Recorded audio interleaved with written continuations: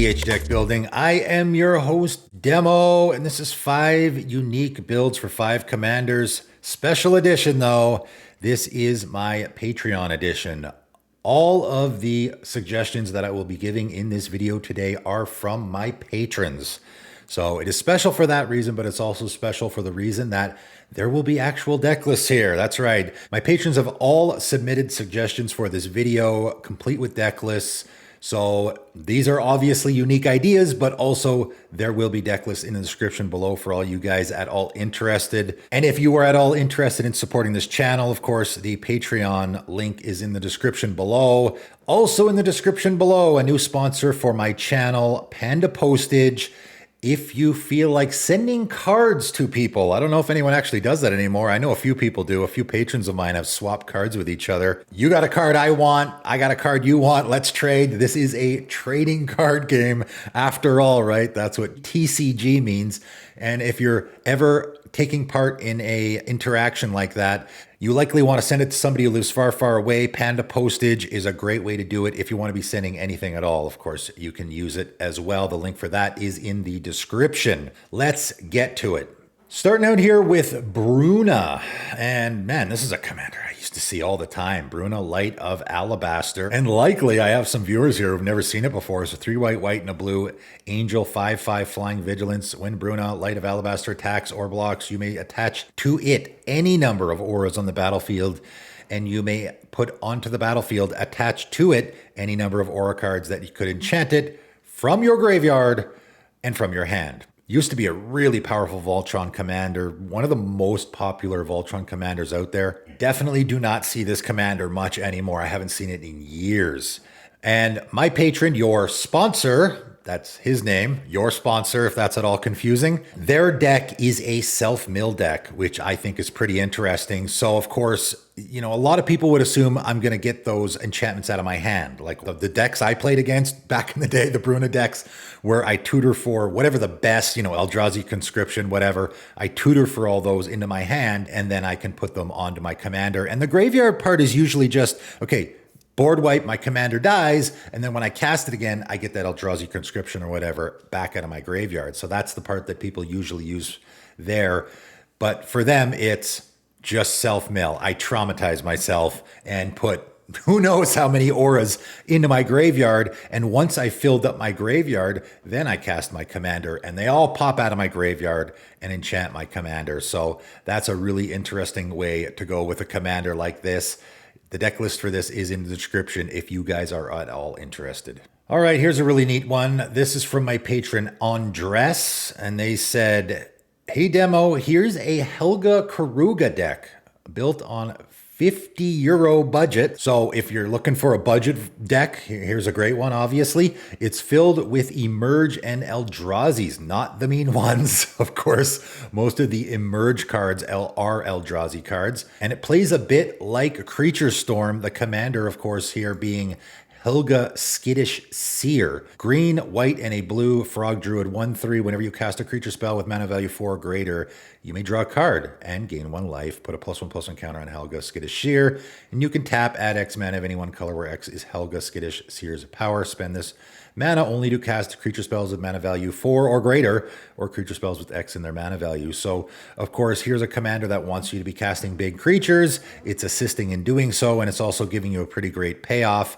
But a way to sort of cheat that is with the Emerge. That's why that works here, right? So if you're not at all familiar, Emerge is an ability that I believe was originally on the Eldrazi. That's why they say Eldrazi here, right? So Lashweed Lurker, for example, it's an 8 mana creature, which of course is what's going to trigger your commander. However, it has Emerge 5 green and a blue. So you may cast this spell by sacrificing a creature and paying the Emerge cost reduced by that creature's mana value. And when you cast Lashweed Lurker, you may put target non-land permanent on top of its owner's library. Not too shabby. So this looks really terrible. And again, unless you've actually used Emerge in a game, you don't realize how good it can be, right? I can just cast my Wood Elves, let's say, right? Wood Elves comes down. That's a 3 mana value creature. And now I sack my Wood Elves, which of course is useless. So you're going to have a lot of creatures like that in the deck, I imagine. I sack my Wood Elves, which I've already gotten what I want out of it. I've gotten my Forest. I sacrifice it to the Emerge ability, and I'm going to reduce this cost. So I'm getting the trigger off my commander, and of course I can use my commander's ability to pay for this as well.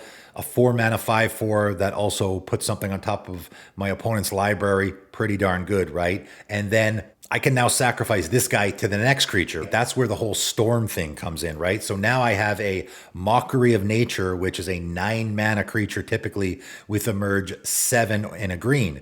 And if I sacrifice the creature I just cast, my Lashweed Lurker, now I can reduce all the 7 here, right? Because that's an 8 mana value creature. The 8 colorless will reduce here, and I'm only paying 1 green for this guy. So that's where the whole storm part comes in. It's a pretty neat strategy, I think, and a pretty neat way to go with a Helga Skittish Seer deck. That deck list is in the description. Moving along, Ryan has a very interesting deck idea here with Asmoran. No,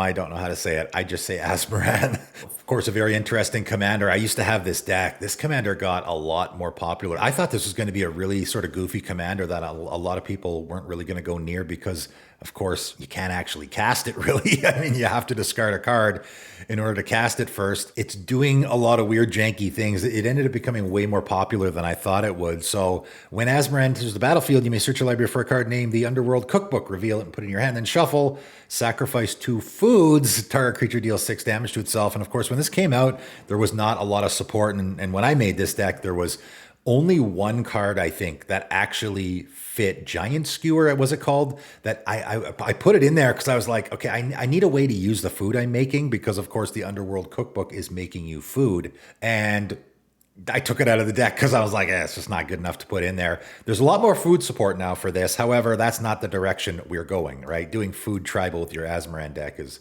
a little obvious. We're doing something a little more fringe here. The idea they had is a deck primarily focused on playing the various stuffy doll effects in Rakdos and using Asmoran's sack 2 food ability to deal non-combat damage to opponents that way. Very interesting take here. And again, when I had this deck, I didn't use that ability that much. My deck was basically a Rakdos discard deck, which is one of the reasons I took it apart. It became a very generic discard theme, which I didn't love.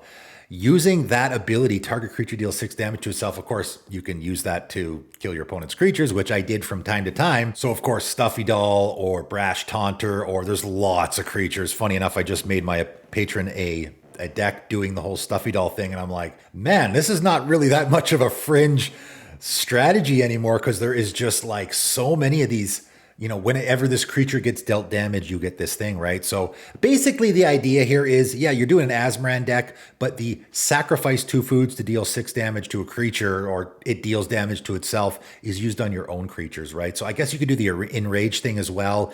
Any creature that wants damage do be dealt to it. And again, if you're at all interested in this really interesting idea, the deck list for this is in the description. Thank you, Ryan. This one I really like a lot. This is from my patron Scarecrow. Narfi Betrayer King is one that came out in Kaldheim when my channel first started, and I thought it was going to be a really popular commander. It is not at all. And I always was kind of surprised by that. So 3 blue and a black, legendary snow creature, zombie, wizard, 4/3. Other snow and zombie creatures you control get +1/+1. And I thought, okay, zombie tribal, snow tribal. I guess we had never had a snow tribal commander at that point. So I thought maybe that's a reason people might go after this is, a snow tribal theme. We have a new opportunity here. Maybe the fact that it was zombies as well. People didn't love that. But the real ability here that I have brought up in the past that makes your commander super powerful is you can pay 3 snow mana, return Narfi Betrayer King from your graveyard to the battlefield tapped. Wow, that's a really good ability. Isn't it? I mean, you're cheating commander attacks, obviously, unless your opponents exile your commander. But of course, you're going to have sack outlets in your deck. Regardless of how you build a Narfi deck, you're going to have sack outlets. So if someone goes to swords or path your commander, you're just going to sacrifice it with your high market or your village rights or whatever in response. So you should almost never have to worry about that. You're almost always just going to be paying 3 mana to get your commander back. And as my patron points out here, that sort of makes it so that your commander is a reassembling skeleton, right? Is your commander not a reassembling skeleton? It's a reassembling skeleton in the command zone. And of course, that's a really popular creature in the format and a lot of formats for a long, long time for obvious reasons. And what they said here is most people on EDH Rec are either doing snow permanents, zombies, or a mix of the two, which is to be expected. But he's kind of a boring commander for that being only an Anthem, and I agree. And as I've said in the past, if my commander is just, this tribe gets +1/+1, it's like, that's not a great payoff for a tribal commander, in my opinion. I almost overlooked him, but then I realized something cool and unique about him. He's a 5 mana value 4/3 reassembling skeleton. So he's not just a reassembling skeleton, he's a bigger reassembling skeleton, right? You can sack him to a variety of effects that take damage off his mana value and stats, and just keep reoccurring him to sack him to more things. That is a really neat idea, and he's got a lot of funny suggestions in here. Like, for example, one of my favorite cards, Soldevi Adnate, which you sacrifice a black or artifact creature to add the amount of black equal to that creature's mana value. So sacking your commander to Soldevi Adnate will give you 5 black mana. And of course, you can't use that mana to get your commander back because you need snow mana, but for just 3 mana, you get your commander back, and your Soldevi Adnate is giving you 5. The Meep is a perfect fit here. So whenever the Meep attacks, you may sacrifice another creature. If you do, creatures you control have base power and toughness XX until end of turn, where X is the sacrifice creature's mana value. So this is going to give your whole team, it's going to make your whole team into 5/5s until end of turn, because of course, again, that's the mana value of your commander. Xanthrid Demon is a funny one. 3 black, demon 7/7 flying trample. At the beginning of your upkeep, sacrifice a creature other than Xanthrid Demon. Then each opponent loses life equal to the sacrificed creature's power. So they're all going to be losing 4 life every turn. And you also have a 7/7 flying trample creature for 6 mana. Not bad. That's the deck. I think that's a really neat idea. I always thought Narfi was a very underrated commander, and I'm ashamed that I didn't think of this beforehand. Yeah, that ability, pay 3 to get your commander back out of the graveyard right into play. Pretty fantastic. You can do it at instant speed even. It is just a 5 mana value 4/3 reassembling skeleton. Lots of things you can do with that, right? All right, the last idea is kind of my idea, but it was taken from a patron. And unfortunately, you will not have a deck list for this one. This one is just an idea that I came up with. But I did have a patron that sent me a deck list for my deck doctor. Again, if you actually want me to look at your deck, you send me a deck list and I look at it and I make adjustments. That deck was a Slime Against Humanity deck. And I was really excited to do that deck, Doctor, because I had not, I had looked at this card a little bit, but I hadn't really done a super intense sort of analysis of it and the directions you could go. And as I was doing the deck, Doctor, I was, brainstorming, coming up with lots of ideas of things you could do with it. So 2 and a green sorcery, create an 0/0 green ooze creature token with trample. Put X +1/+1 counters on it, where X is 2 plus the total number of cards you own in exile and in your graveyard that are oozes, or are named Slime Against Humanity. And of course, a deck can have any number of cards named Slime Against Humanity. So what I was thinking, and the reason why I'm sort of giving them credit for this idea is because their deck was blue-green, which I think is great for Slime Against Humanity. They had a lot of really neat ideas there, and I came up with a lot of really neat ideas. One really neat idea I came up with, because of course this says any number of cards in exile. So that means that any cards in exile are included here, and so you can just purposely exile cards from your library with a card like Selective Memory, which, this is going to be the best option. There are other options, but this is the best. 3 and a blue sorcery, search your library for any number of non-land cards and exile them, then shuffle your library. So you can just search your library for 8 copies or 10 copies of Slime Against Humanity, assuming you already have a few in your hand, right? You don't want to screw yourself, but you can exile a bunch of copies so that when you cast your Slime Against Humanity, every single copy that you cast from there on out is going to be at least a 10/10. So that's a neat thing that you can do in your blue-green version of this deck. But of course, this is 5 builds for 5 unique commanders. And I thought, okay, if we're doing a blue-green version, a really neat commander here would be Slogurk the Overslime. It's an ooze, of course, so that already fits. It's also doing the +1/+1 counter thing. I don't know if anyone's doing this, but this seems like a slam dunk to me. So you have a blue-green commander, and I think blue-green is great for Slime Against Humanity. It's also an ooze, and it's also doing +1/+1. So there's a whole bunch of overlap there already. The reason I really like this is because of the Slogurk idea I came up with, which, funny enough, is Very similar to the Bruna deck we already did, which is the self-mill. I traumatize myself, right? I throw a traumatize out there, I mill half my library, and Slogurk will see every land card that goes into my graveyard, and he'll be enormous.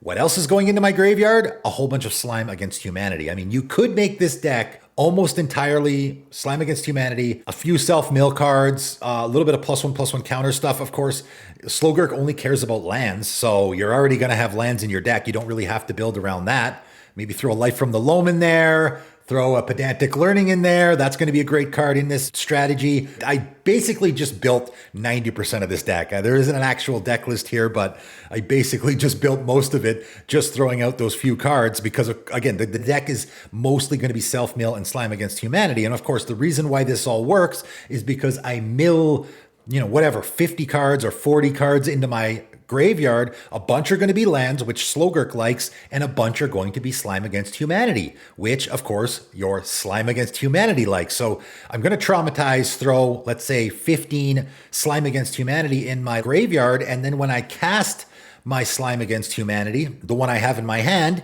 it's going to see all of the Slime Against Humanity that I have in my graveyard already. Whew, getting a little tired of saying Slime Against Humanity. Okay, anyway, the other great thing about this, as I was doing the deck doctor, I was thinking, okay, but what if your opponent exiles your graveyard? You don't care, right? Because it looks at your cards in exile as well. So people will say, oh, well, if I traumatize myself and then someone just Bajuka bogs me, then what?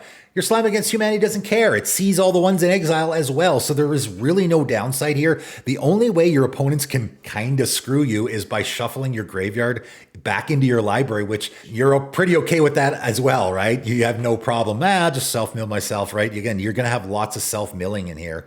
So you have no issue there. I just think this is a match made in heaven. Slime Against Humanity with Slogurk. There's so much working together there. Great idea, in my opinion.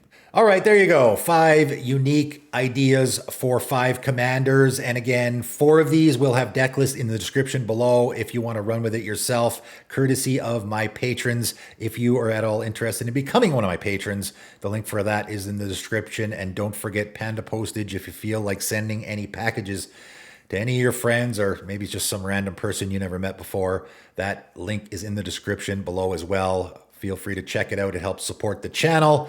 That is it for today, though, and thanks for tuning in.